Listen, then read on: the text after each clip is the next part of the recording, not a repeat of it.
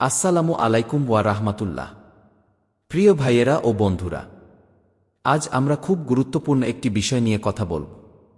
একজন ছেলে বিয়ের আগে কি কি জিনিস ঠিক করে নিলে তার সংসার ইনশা আল্লাহ শান্তিময় হবে। বাবা মায়ের সাথে ঝগড়া হবে না, স্ত্রীর সাথেও ঝগড়া হবে না। ইসলাম আমাদের জীবনে ভারসাম্য ও দায়িত্ব শেখায়।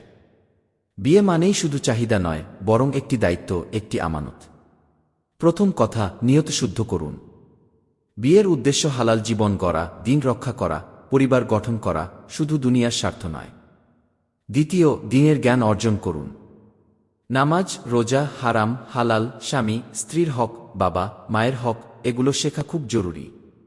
তৃতীয়, রিজিকের ব্যবস্থা গুছিয়ে নিন।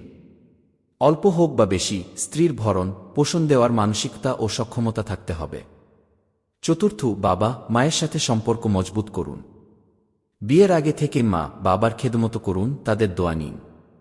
তাদের সন্তুষ্টি আল্লাহর রহমত আনে। পঞ্চম, স্ত্রী ও মায়ের হক আলাদা করে বোঝার মানসিকতা রাখুন। মাকে অবহেলা নয়, স্ত্রীর সাথেও অন্যায় নয়। ন্যায় বিচার, ধৈর্য ও ভালো ব্যবহার শিখুন। ষষ্ঠ, রাগ কমানো শিখুন। রাগ সংসারের বিষ। রাগ নিয়ন্ত্রণ, ক্ষমা করা, মিষ্টি কথা বলা শিখুন। সপ্তম, সহযোগিতা শিখুন। সংসার মানেই বোঝাপড়া। স্ত্রীকে হুকুম নয়, সহযোগিতা করুন, তার কথা শুনুন। অষ্টম, চরিত্র সুন্দর করুন। মিথ্যা, গালি, রুক্ষ ব্যবহার ছাড়ুন। সত্যবাদিতা, বিশ্বস্ততা, দয়া, এগুলো জীবনযাপনের অংশ করুন। নবম, পরিবারের পরামর্শ ও দোয়া নিন। বিয়ের আগে পরিবারের সম্মতি ও পরামর্শ নিন। তাদের দোয়া বরকত আনে। দশম, আল্লাহর উপর ভরসা রাখুন।